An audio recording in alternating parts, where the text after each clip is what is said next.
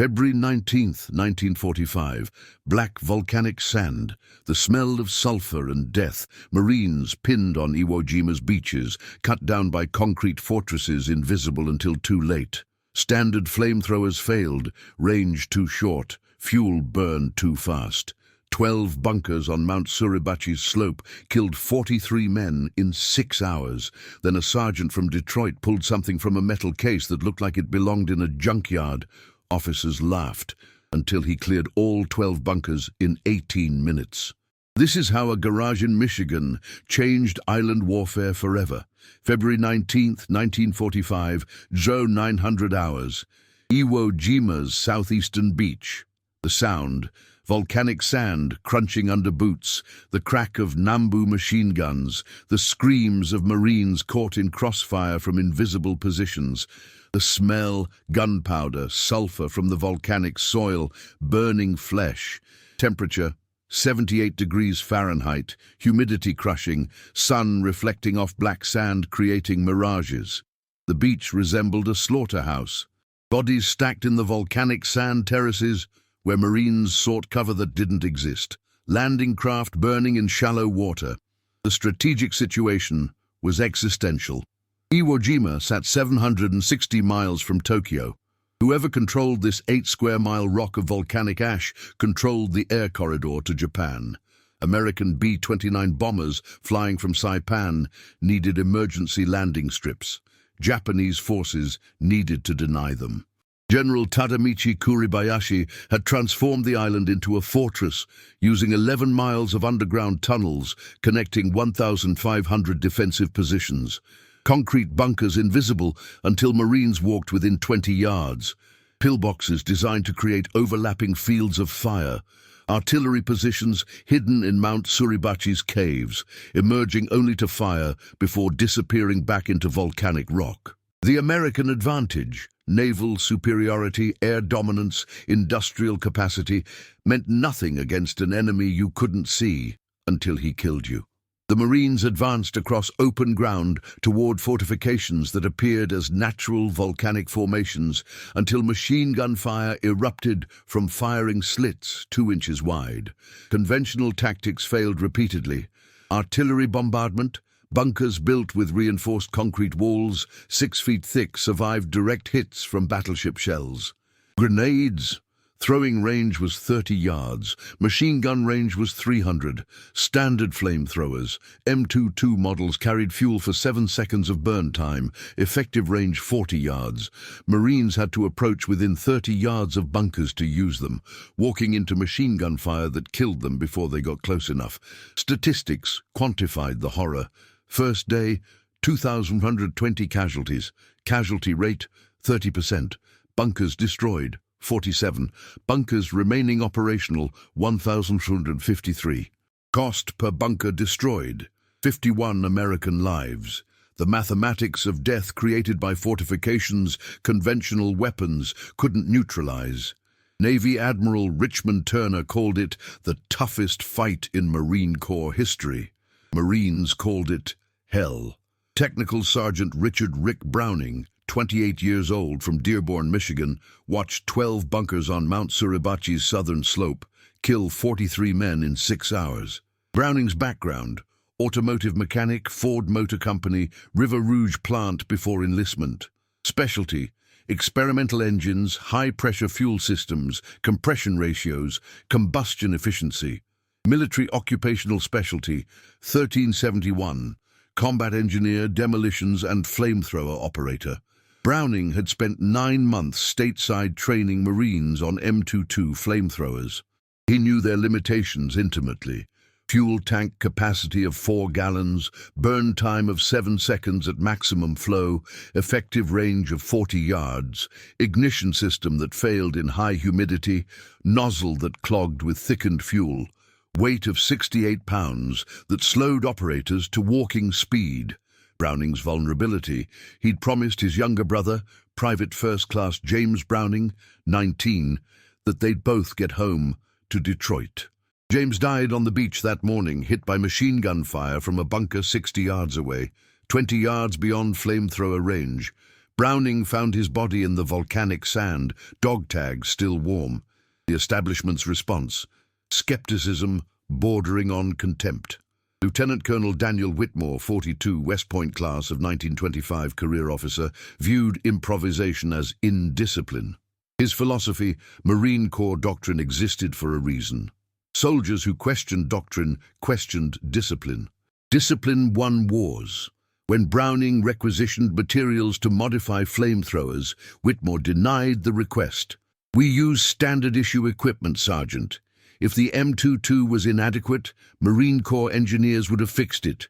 Your job is to deploy equipment as designed, not reinvent it." But Browning hadn't waited for permission.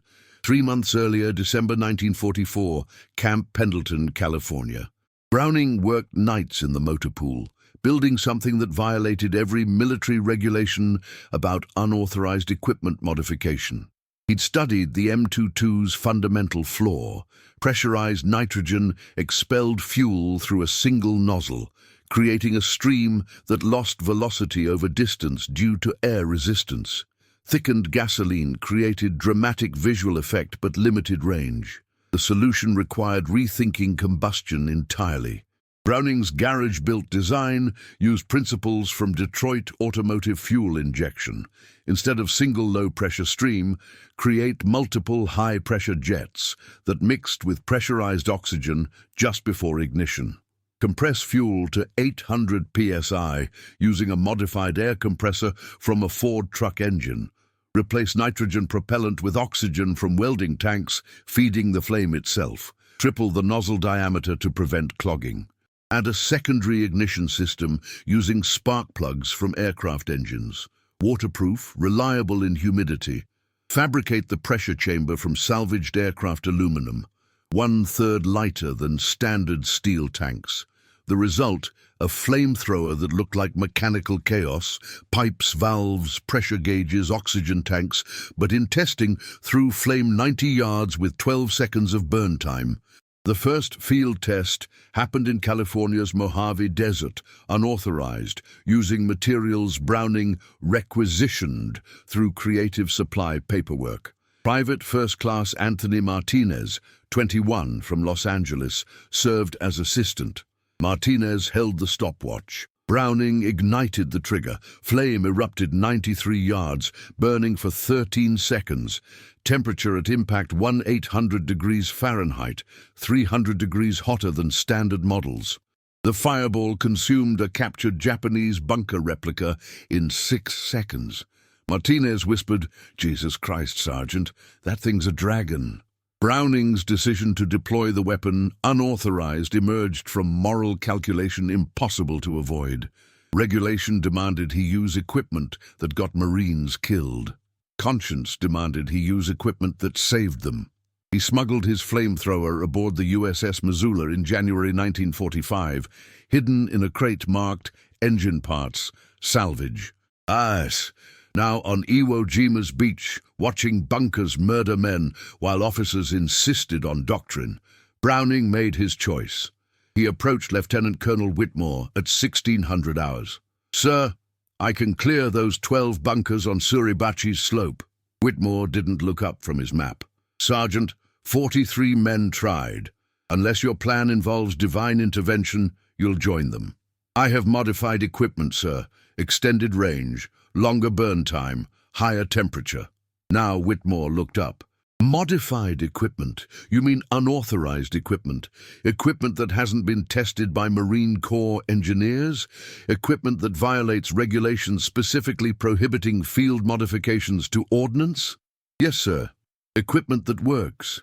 "You're describing insubordination, Sergeant. Court-martial offense." Browning held Whitmore's gaze. "Sir, my brother died this morning because standard equipment couldn't reach the bunker that killed him. I'm not watching more men die because we're too scared to try something that works. Either authorize me to deploy my flamethrower or court-martial me after I deploy it anyway. Your choice, sir." Whitmore studied Browning for 10 seconds. The sounds of gunfire echoed from Suribachi. Marines screamed for corpsmen. Whitmore exhaled slowly.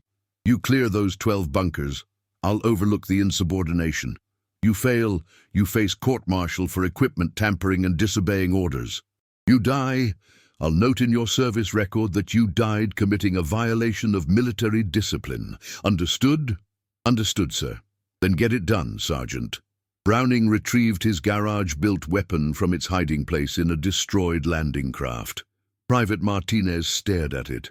Sarge, that thing looks like you built it in a junkyard. I built it in a garage in Dearborn. Close enough. It gonna work? It worked in California. California ain't Iwo Jima. Then I guess we're about to find out.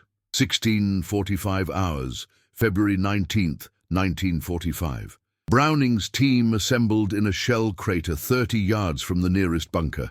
The physical environment, black volcanic sand, loose and unstable, making every step exhausting. Temperature dropping as sun descended toward horizon, but humidity remained suffocating. Smell of death everywhere. Bodies decomposing in tropical heat, volcanic sulfur, burnt flesh from napalm strikes. Sounds, constant gunfire, artillery explosions on Mount Suribachi's peak, Marine Corps corsairs screaming overhead, dropping bombs that accomplished nothing against underground fortifications.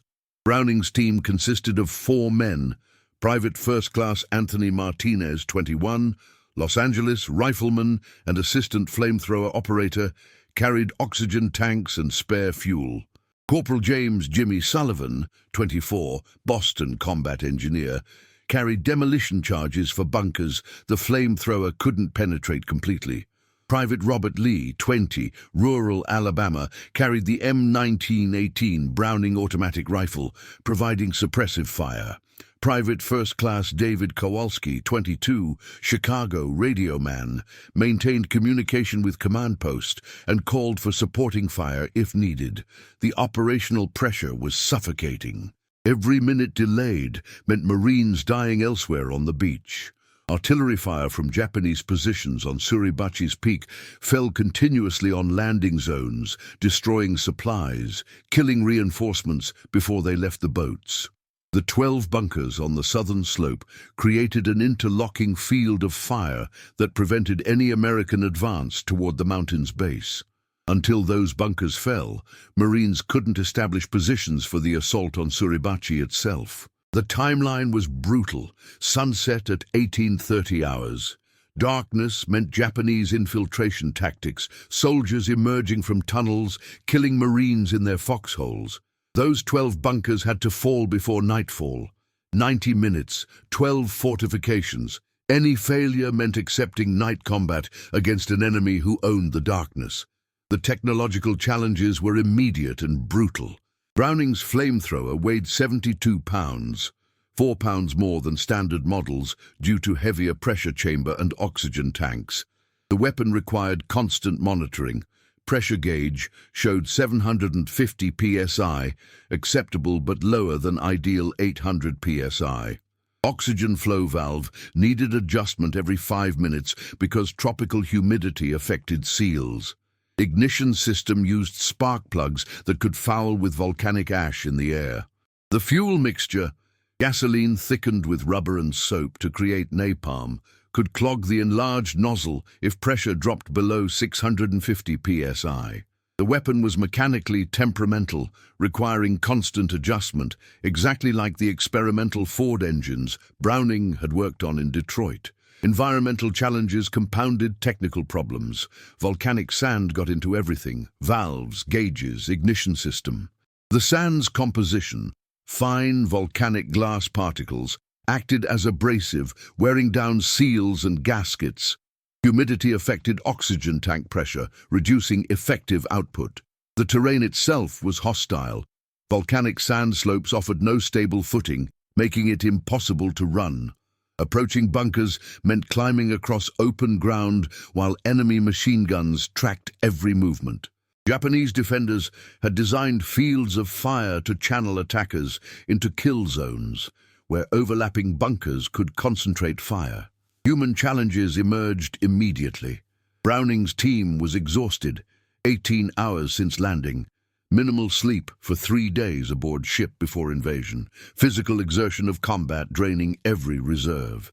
Martinez's hands shook from adrenaline and fear. Sullivan's voice cracked when he spoke. Lee's eyes showed the 1,000-yard stare of someone who'd seen too much death. Kowalski chain-smoked, hands trembling as he lit cigarettes. Fear was constant, rational, overwhelming. Every Marine on that beach knew the statistics. 30% casualties first day. 1 in 3 wouldn't survive sunset. The organizational resistance continued, even as Browning prepared.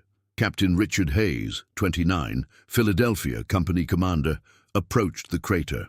"Browning, I'm ordering you to stand down. That weapon hasn't been tested. You're risking your team with unauthorized equipment." Browning checked the pressure gauge, 720 psi, rising slowly. "Sir, Colonel Whitmore authorized this mission." "Whitmore's not here." "I am. I'm not sending men on a suicide run with garage-built equipment." Martinez interrupted, his voice steady despite fear. "Respectfully, sir, this is our choice. We volunteered. Those bunkers killed Browning's brother this morning. They've killed 43 Marines today. We're either clearing them with Rick's flamethrower, or we're dying with standard equipment that doesn't work. Either way, we're going." Hayes stared at Martinez, then at Browning. "You really think this works?" "I know it works, sir. I've tested it. In combat, in California, against the same bunker designs Japanese engineers use." Hayes exhaled. "Fine. But if this fails, I'm recommending court-martial for everyone involved." "If this fails, sir, we'll be dead. Court-martial won't matter." Hayes nodded slowly. "God help you, Sergeant." "God helps those who help themselves, sir. We're helping ourselves." 15 hours. Browning's team moved out. The first bunker sat 65 yards away, built into Suribachi's slope, firing slit barely visible between volcanic rocks. Machine gun fire erupted immediately. Japanese Type 92 heavy machine gun, 7.7 rounds, rate of fire 450 rounds per minute. Bullets cracked overhead, impacting volcanic sand around the crater rim. Lee returned fire with his bar, 20-round magazine emptying in 4 seconds, forcing Japanese gunner to duck. Browning crawled forward, dragging the flamethrower. Martinez followed, carrying oxygen tanks. Sullivan moved right, preparing to flank. Kowalski remained in crater, radioing their position.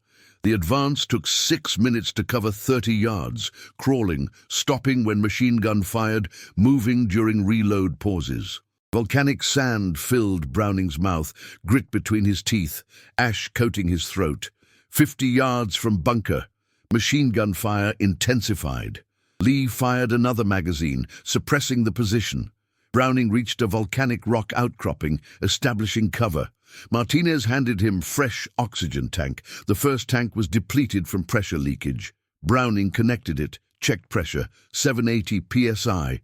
Acceptable. He aimed the nozzle at the bunker's firing slit. 40 yards. Standard flamethrower maximum range. Japanese gunner emerged, firing bursts that impacted rock 6 inches from Browning's head.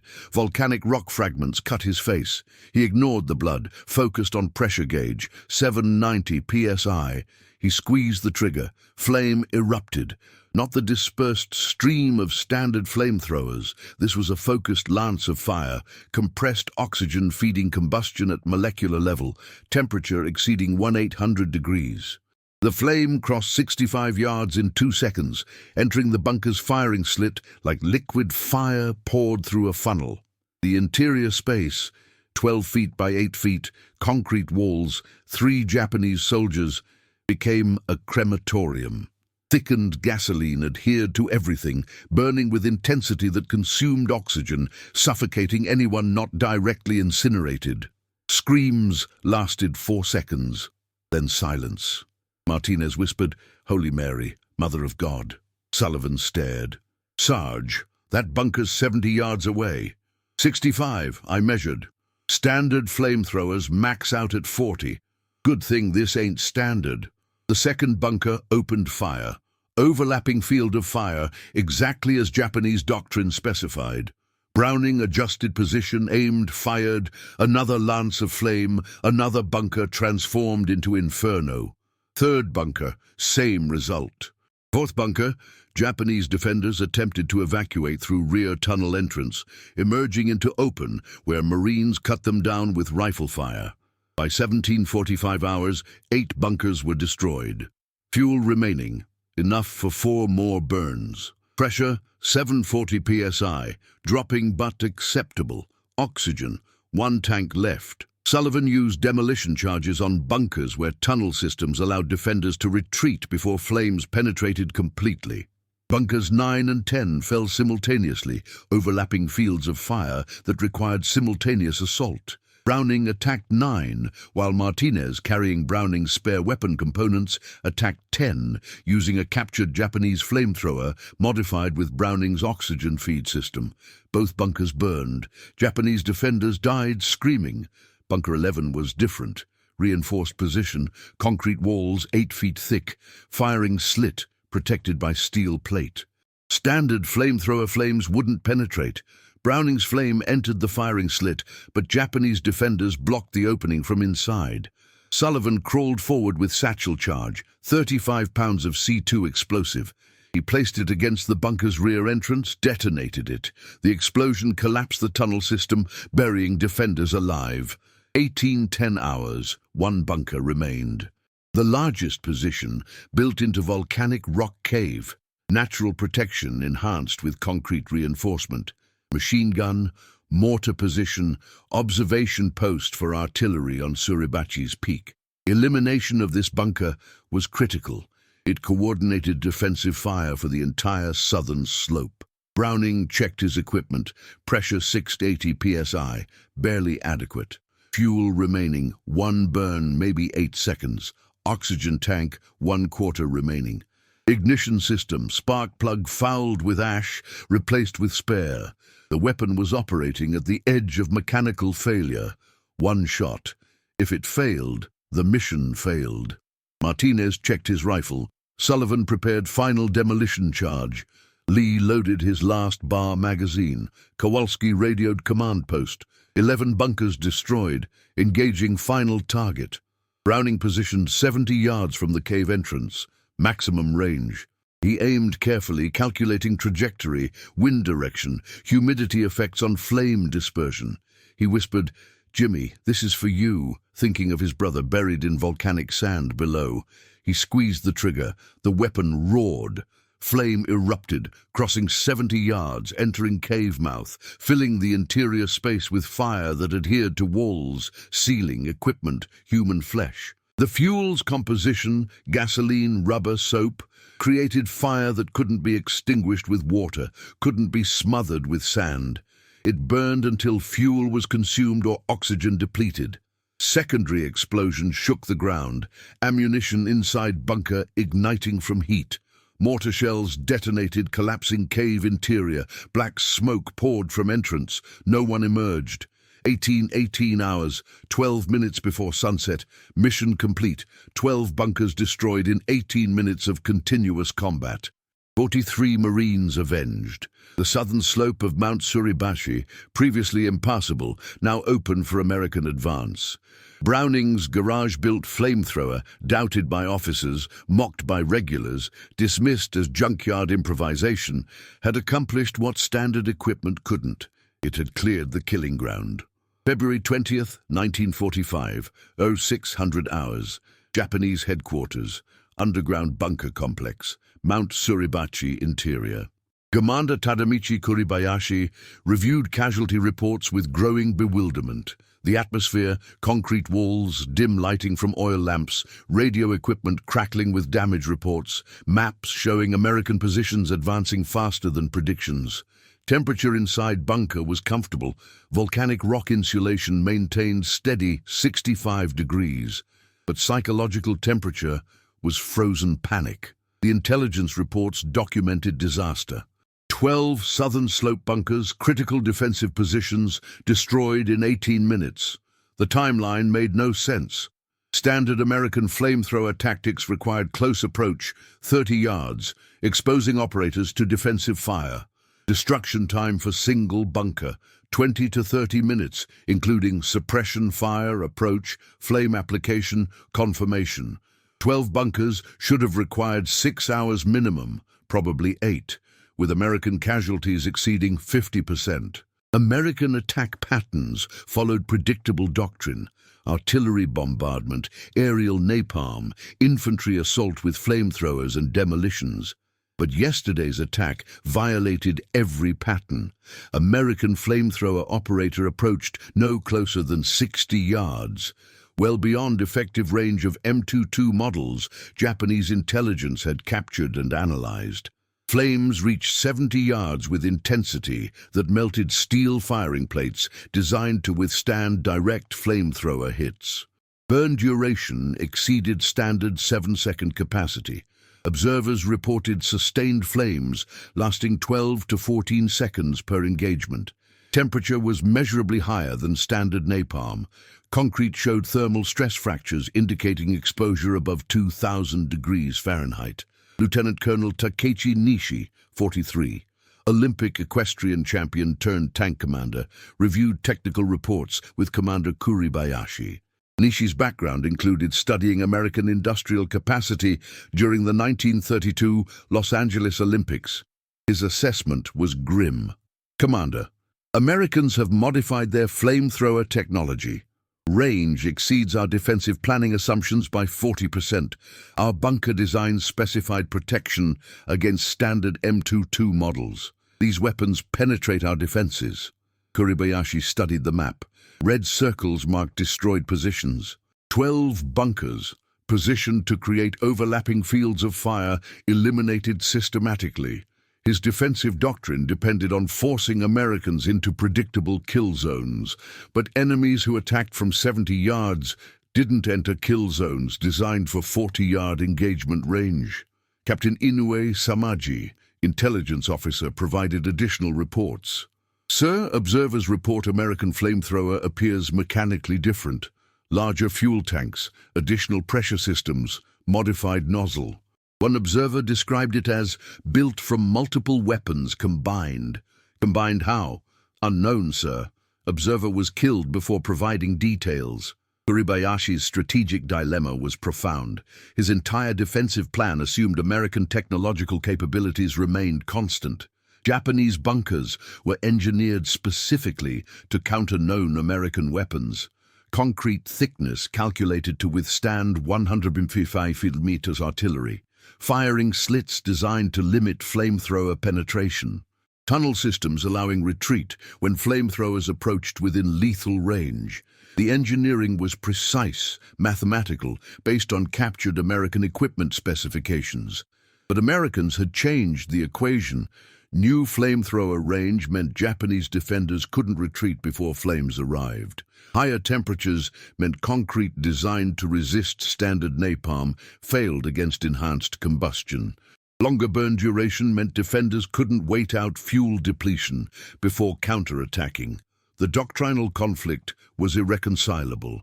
Japanese military philosophy emphasized precision, standardization, adherence to tested doctrine. Equipment specifications were rigid, modifications forbidden without central authorization. The concept that American sergeant would independently modify weapons violated Japanese understanding of military discipline. Soldiers followed orders. Engineers designed equipment. Field modifications suggested indiscipline, chaos, breakdown of command structure.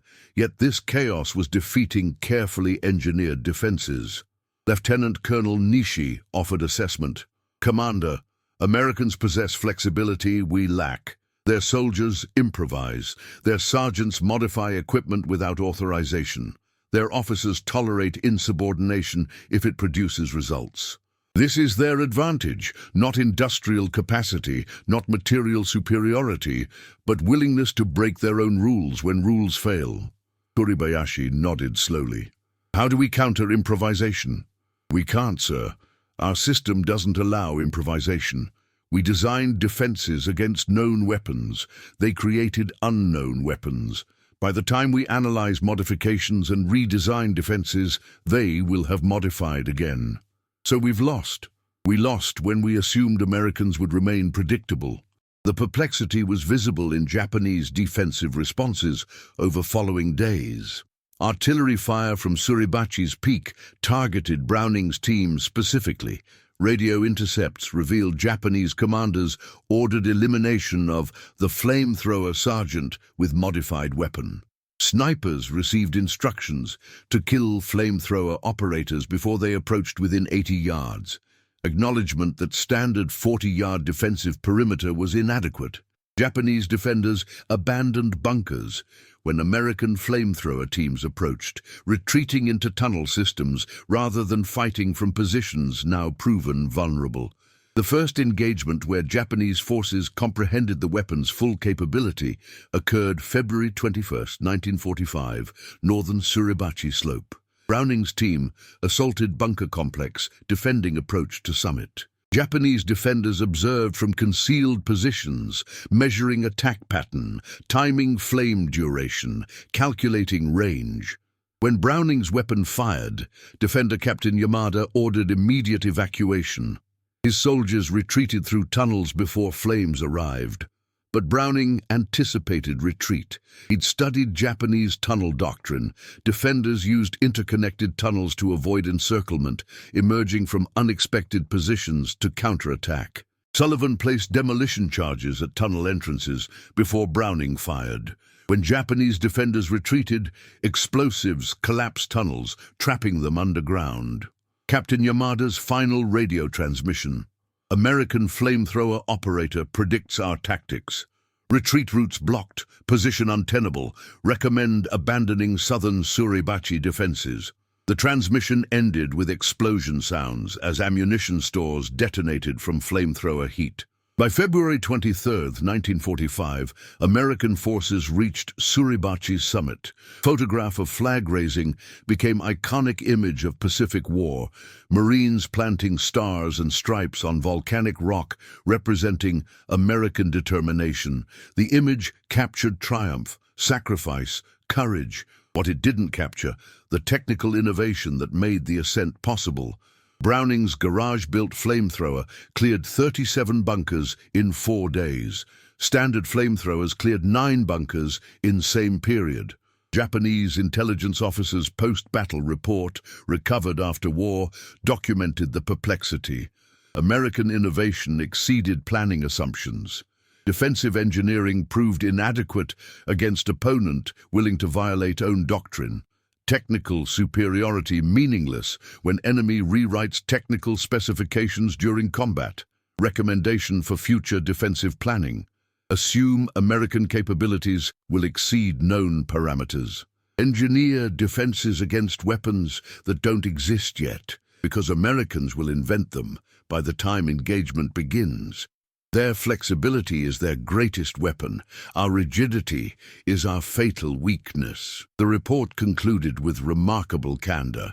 We cannot defeat enemy who treats his own regulations as suggestions rather than law. We cannot counter improvisation with doctrine. We prepared to fight the American military. Instead, we fought American ingenuity. These are not the same opponent. March 26, 1945, Iwo Jima declared secured after 36 days of combat. Final casualty count, 6,121 Americans killed, 19,217 wounded. Congressional Medal of Honor awards, 27, more than any other single battle in American history. Japanese casualties, approximately 18,000 killed, 216 captured. The volcanic island, 8 square miles of ash and death, transformed into American air base. B-29 bombers made emergency landings beginning March 4th. First aircraft saved, while fighting still raged. By war's end, 2,400 B-29s made emergency landings on Iwo Jima, saving approximately 27,000 American aircrew lives.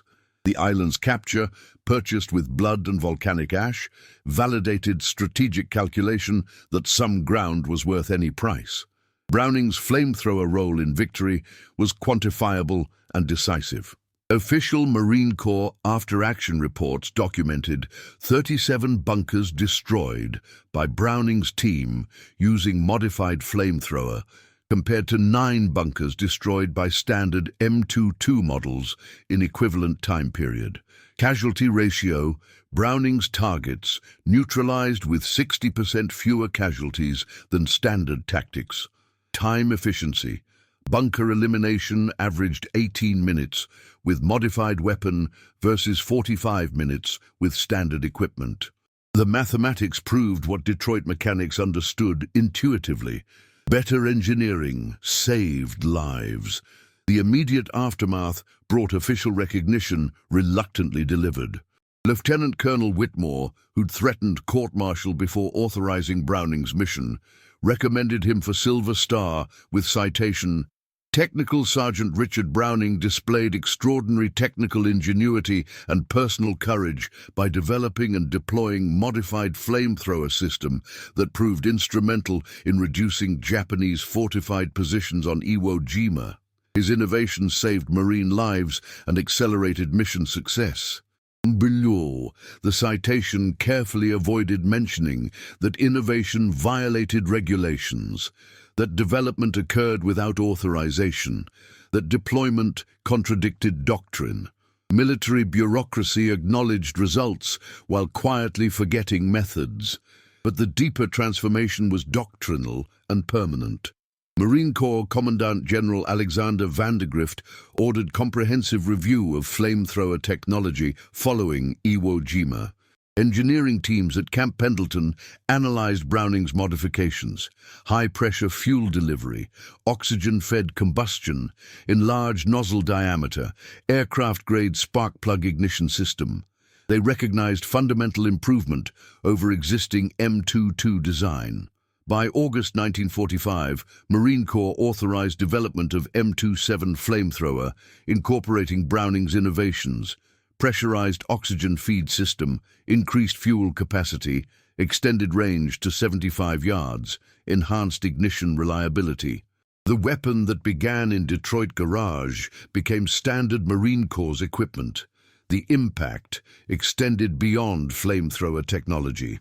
Browning's success validated philosophy that innovation could originate from field operators rather than centralized research facilities.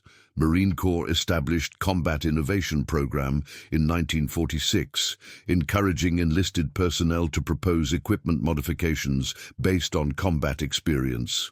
The program reflected recognition that soldiers fighting battles understood requirements better than engineers in laboratories. American military culture, already more flexible than adversaries, institutionalized improvisation.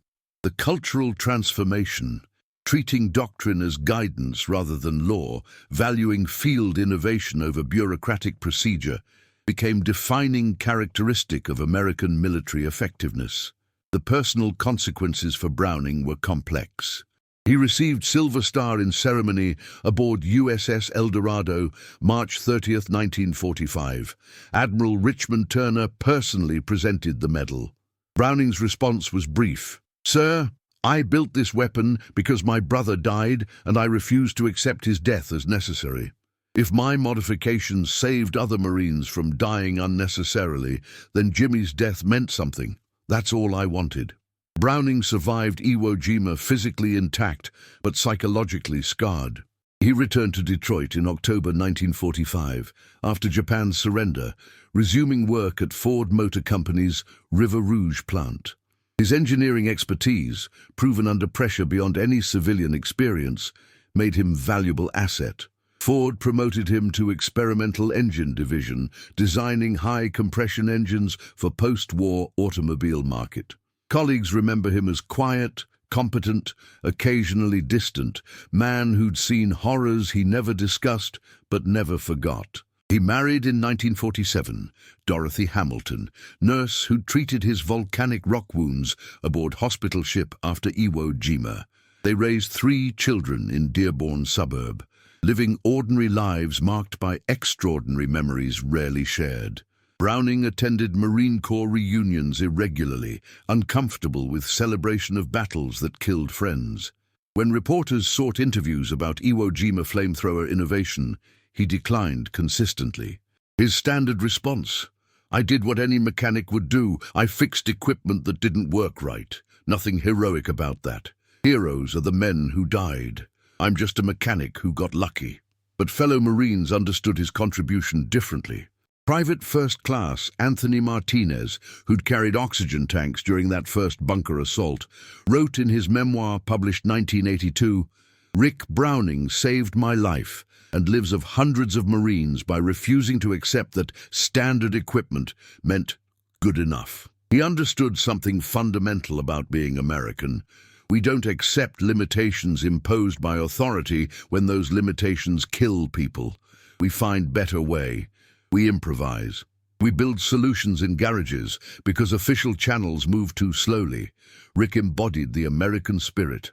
Practical, stubborn, brilliant, impatient with bureaucracy, unwilling to sacrifice lives for regulations. He won part of the Pacific War with a wrench, welding torch, and Detroit mechanics' refusal to accept that something couldn't be fixed. The historical rediscovery occurred decades after the war. Military historians researching Iwo Jima in the 1990s, analyzing casualty patterns and tactical success rates, noticed anomaly. Significant bunker reduction during specific period correlated with single Marine Corps unit, Browning's engineering team. They investigated further, discovering after-action reports detailing modified Flamethrower. They interviewed surviving team members. Martinez, Sullivan, and Kowalski, Lee had died in automobile accident 1963, provided detailed accounts. Technical specifications were reconstructed from Browning's original schematics, preserved in Marine Corps archives, but never previously analyzed. Academic paper published in Journal of Military History, 1997, concluded, "Technical Sergeant Richard Browning's Flamethrower modifications represent paradigmatic example of field innovation that produced strategic impact, disproportionate to resource investment. His contribution accelerated Iwo Jima's capture, reduced casualties, and influenced subsequent Marine Corps doctrine. The innovation demonstrated characteristic American approach to warfare, pragmatic problem-solving, willingness to violate procedure when circumstances demanded, confidence that individual initiative could improve institutional systems.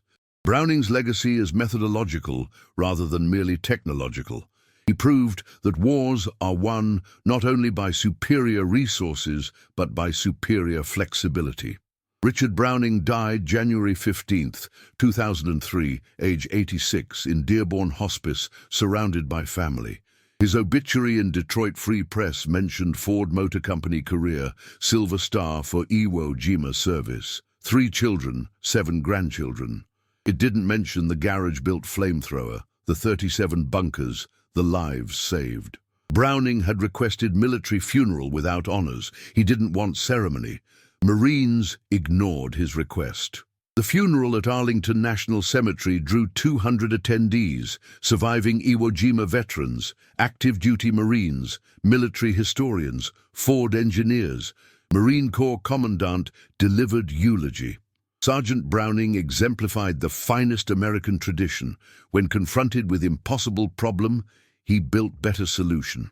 When authorities said it couldn't be done, he did it anyway. When regulations prohibited innovation, he innovated regardless.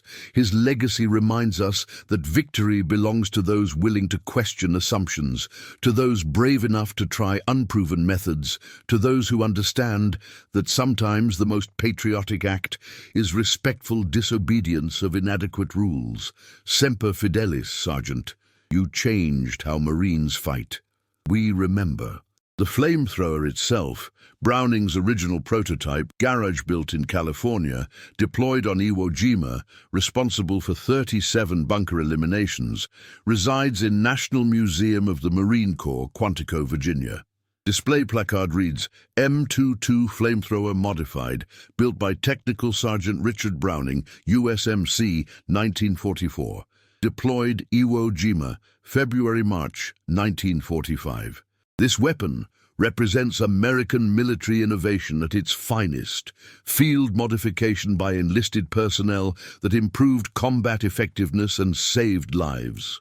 Sergeant Browning's Flamethrower demonstrated that creativity under pressure, practical engineering skill, and willingness to challenge doctrine could produce results equal to formal research programs. His innovation reminds us that American strength lies not merely in industrial capacity, but in cultural willingness to question, improvise, and improve. Warriors equipped with better tools win battles. Warriors who build their own tools win wars. Visitors stand before the display, observing weapon that looks improvised, jury-rigged, assembled from incompatible parts, pipes, valves, pressure gauges, oxygen tanks, aircraft spark plugs. It doesn't look impressive. It looks like something built in a garage by someone who couldn't afford proper materials, which is exactly what it was, and exactly why it worked. The final lesson of Browning's Flamethrower isn't technological. It's philosophical. American military power derives not from superior wealth, not from better training, not from advanced technology, but from cultural permission to improvise. While adversaries followed doctrine rigidly, Americans rewrote doctrine during battle. While enemies used standardized equipment, Americans modified equipment until it worked better. While opponents viewed regulations as absolute, Americans viewed regulations as suggestions subject to revision when circumstances demanded. Richard Browning, Detroit mechanic, didn't set out to change military history. He set out to save his fellow Marines from dying unnecessarily. His weapons succeeded because he refused to accept that standard meant adequate. His legacy endures because he proved that sometimes the most patriotic act is building a better solution in your garage, deploying it without permission, and forcing bureaucracy to acknowledge results after the fact. Iwo Jima was won by many factors: naval bombardment, aerial superiority, marine courage, strategic necessity. But a small part of that victory, 37 bunkers, hundreds of lives saved, 18 minutes of volcanic fire, was won by a sergeant who understood that when your brother dies because equipment fails, you build better equipment. Even if you have to build it in a garage, even if regulations prohibit it, even if officers doubt you, you build it anyway because that's what Americans do.